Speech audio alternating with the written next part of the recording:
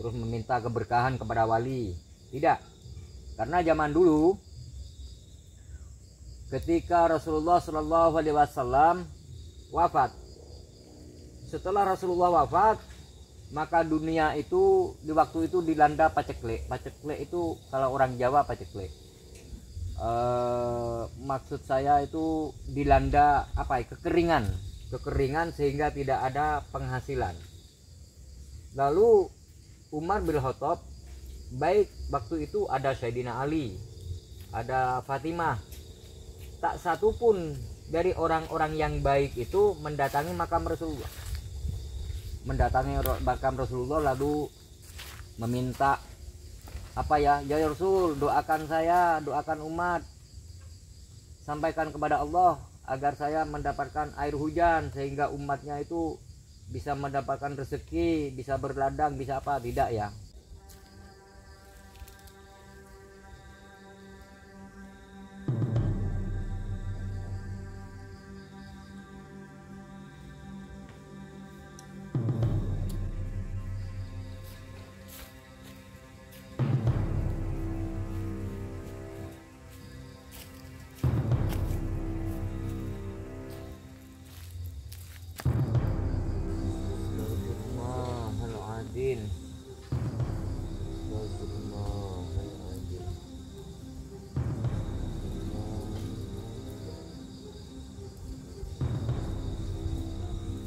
Pandemi gimana? Hah?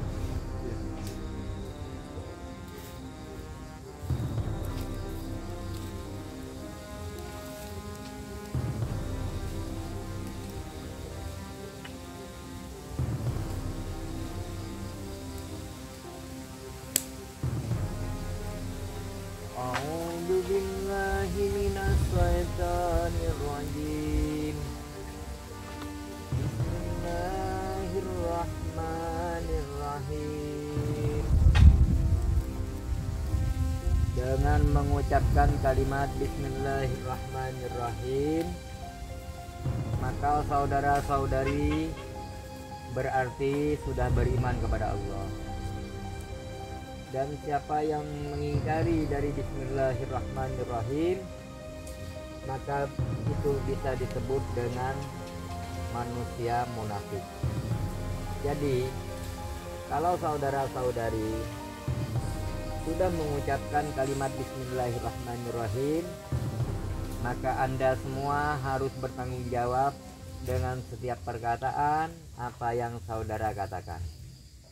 Itu makna dari Bismillahirrahmanirrahim ya. Dan kalau saudara-saudari sudah menyebut Allahu Akbar, berarti saudara-saudari sudah menang dari godaan setan yang terkutuk. Apabila ucapannya Allahu Akbar tapi masih angkara murka dan mendahulukan dunia, menimbun harta benda, maka itu artinya saudara-saudari gagal dari kemenangan. Ingat, siapapun suatu saat pasti seperti mereka, seperti di depan saya. Setampan apapun, secantik apapun, setinggi apapun jabatannya, kelak pasti seperti mereka yang ada di depan saya.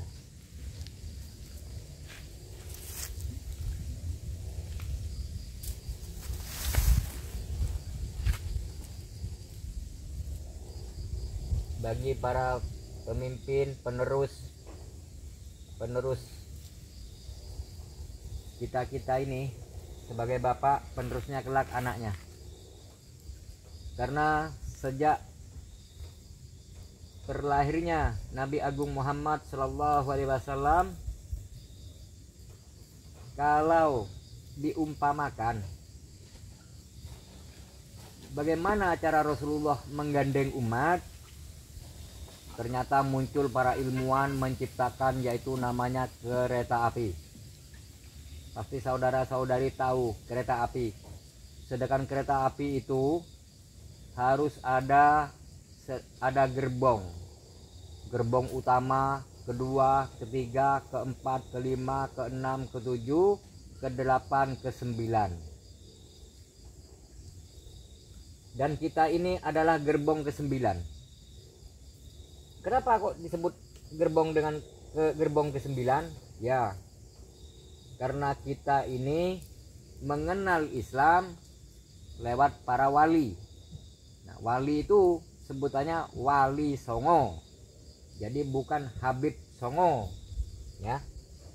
Jadi kita itu karena pertama kali yang mengajarkan kita menjadi orang yang baik, mengenalkan kita kepada nabi-nabinya, yaitu melalui wali, ya. Jadi jangan sampai lupa kepada wali, ya. Tapi bukan berarti kita itu bersujud kepada wali, tidak, ya. Misalkan ziarah terus meminta keberkahan kepada wali, tidak. Karena zaman dulu ketika Rasulullah Shallallahu Alaihi Wasallam wafat, setelah Rasulullah wafat, maka dunia itu di waktu itu dilanda paceklik. Paceklik itu kalau orang Jawa paceklik. Maksud saya itu dilanda apa ya, kekeringan sehingga tidak ada penghasilan. Lalu Umar bin Khattab, baik waktu itu ada Sayyidina Ali, ada Fatimah, tak satu pun dari orang-orang yang baik itu mendatangi makam Rasulullah. Mendatangi makam Rasulullah lalu meminta apa ya, ya Rasul, doakan saya, doakan umat, sampaikan kepada Allah agar saya mendapatkan air hujan sehingga umatnya itu bisa mendapatkan rezeki, bisa berladang, bisa apa, tidak, ya. Jadi di zaman Rasulullah wafat itu dunia itu ya banyak yang kekurangan. Tapi dari golongan para sahabat-sahabat Rasulullah tidak pernah meminta kepada kuburan atau makam. Bahkan ya, Rasulullah menganjurkan, waktu itu ada sahabat yang gugur di medan perang, kuburlah dia, galikanlah tanah yang rapi, harus rapi kuburan itu, lalu berilah gundukan di atasnya, tapi jangan terlalu tinggi, katanya Rasulullah, sejengkal tangan dari tanah. Kalau sekarang makam mah gundung-gundung gini, itu nggak boleh, ya, nggak boleh, harus sejengkal tangan, hanya sebagai tanda kalau itu kuburan. Karena apa? Orang meninggikan gundukan kuburan itu hukumnya makruh, apalagi membangun, memberi apa ya, pendasi, memberi atap. Ibunda Rasulullah itu makam Siti Aminah itu tidak ada atapnya. Nah, kenapa saya bilang kuburan itu nggak usah diberi atap? Karena apa? Di Indonesia akhir-akhir ini banyak kuburan yang diagung-agungkan, yang dikeramat-keramatkan oleh para habib. Lalu di situ diberi kotak sebagai orang itu naruh uang di situ. Nah, uangnya kemana? Diadai blangsing, orang kresek, blangsing. Nah, uangnya disetor kemana? Kepada habib yang memvonis kalau itu makam daripada leluhurnya. Gitu, cari berkah kok di kuburan. Yes, orang-orang zaman sekarang. Dan kenapa saya bilang kalau makam dipendasi, lalu dimewahkan, diberi tulisan, diberi warna-warni, itu juga luput. Kenapa? Di zaman Rasulullah itu Rasulullah menyampaikan, wahai Rasul, ketika saya melewati kuburan, kenapa hati saya berdebar? Kenapa saya takut melihat kuburan? Apa katanya Rasulullah? Ya, kuburan itu memang seperti itu, katanya Rasulullah. Menyeramkan, menakutkan, agar menjadi pengingat untuk semua umat. Oh enggak, zaman sekarang. Makam dihias, diperindah itu tidak boleh dalam Islam. Itu nggak boleh, haram, makruh. Apalagi di tanahnya orang lain, tanah wakaf misalkan saya mati dikubur di tanah wakaf, terus sama anak saya dikasih kejing, dikasih pendasi, diberi lah, itu jadi beban, itu nggak boleh. Kecuali di lahannya sendiri boleh-boleh saja. Tapi kalau kembali kepada hadis Nabi, tidak perlu menciptakan berlebihan kepada orang yang sudah mati, itu nggak boleh. Kecuali yang kuburnya galiannya itu dirapikan boleh. Itu. Kalau saya yang ngomong gini banyak orang nggak percaya karena saya nggak pakai jubah. Kalau orang sekarang mah di atas panggung karena penampilannya sudah bagus, misalkan makan seperti ini, lalu pisang ini saya dapat dari orang, terus rasanya nggak enak, lalu saya mau muntah, itu pamer, bahkan dipakai mic. Siapa tadi ini yang dapat makanan pisang ini, bikin muntah saya, maaf, mau mual. Seharusnya apa yang kita makan, seharusnya kita bersyukur. Tapi kalau menurut kita setelah makan pisang saya ini mau muntah, itu saya yang kurang ajar. Bersyukur aja tidak, menghina rezeki yang diberikan oleh Allah Subhanahu wa taala. Jangan-jangan perut sudah penuh, sudah kenyang, karena masih ada hidangan seakan-akan mau dihabiskan. Itu namanya serakah, itu haram hukumnya, makruh.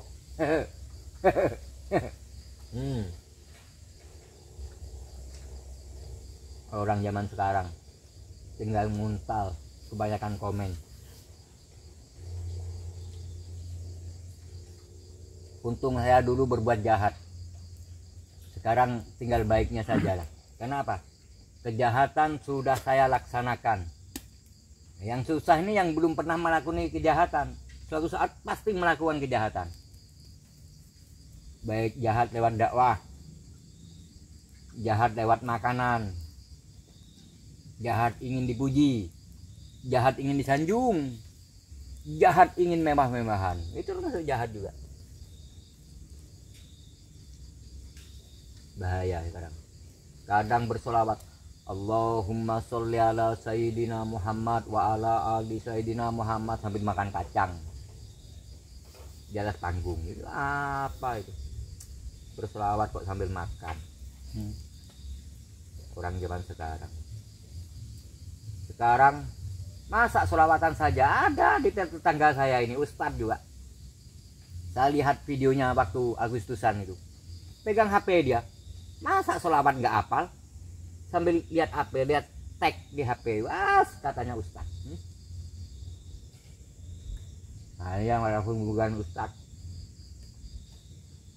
mau ngaji kitab apa, ayo, nggak sombong. Karena saya habis jahat dulu.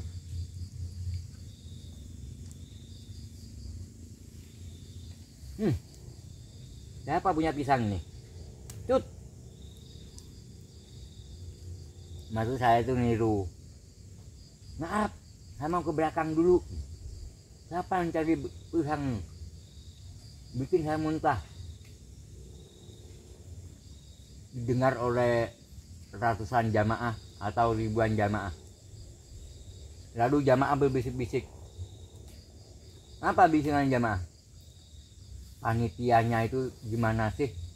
Memberi jaminan sama kiai, beri minuman sama kiai, makanan sama kiai.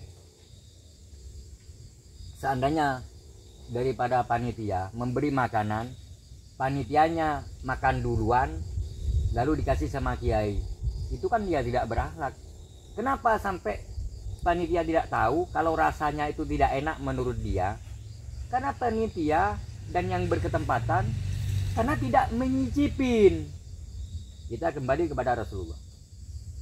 Ada seorang perempuan itu Bani Israel datang ingin memberi anggur kepada Rasulullah.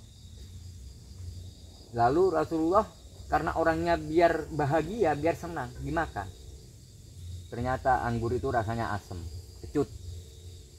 Lalu yang sahabat Nabi, tumben ya Rasulullah punya makanan kita nggak dikasih.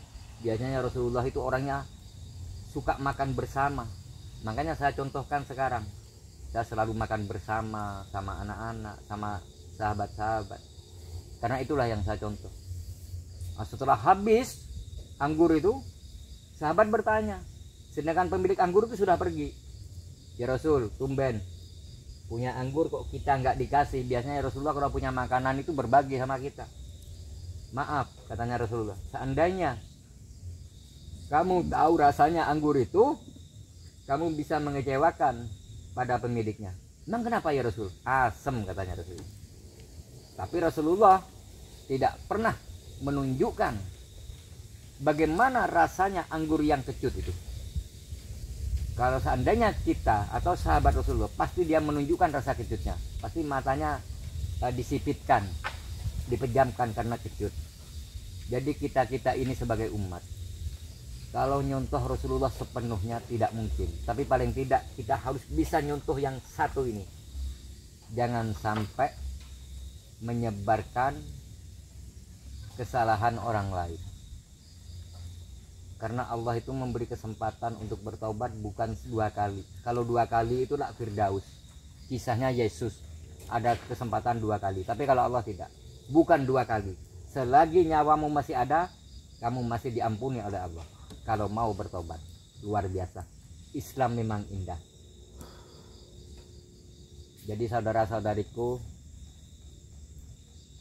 jangan lupa ya, kalau saudara-saudari berkenan, kalau kita sholat itu dengan 1 telunjuk atau 1 jari. Jadi dengan 1 jari ini kita bisa selamat, bisa masuk surga. Hanya karena 1 jari kita bisa masuk ke neraka. Saya aja di dekat api unggun ini panas, nerakanya kayak apa? Naudzubillahi jadi. Hanya 1 jari. Seandainya saudara-saudari mau buang upil, pasti dengan jari yang ini. Pasti dengan jari yang ini. Jangan sekali-sekali membuang upil dari hidung dengan jari yang ini. Jangan. Pakai yang lain, pakai ini boleh. Tapi kebanyakan orang yang saya lihat pakai ini. Jangan. Bahkan ini kalau Rasulullah makan, jari yang ini nggak ikut. Nah, gini kalau makan Rasulullah dengan 3 jari. Bismillah, alhamdulillah, innalillah. Oke teman-teman, kalau teman-teman mau tahu bagaimana kelanjutan 1 jari ini, akan saya lanjutkan di episode selanjutnya. Dan saya akhiri sampai di sini dulu. Wassalamualaikum warahmatullahi wabarakatuh.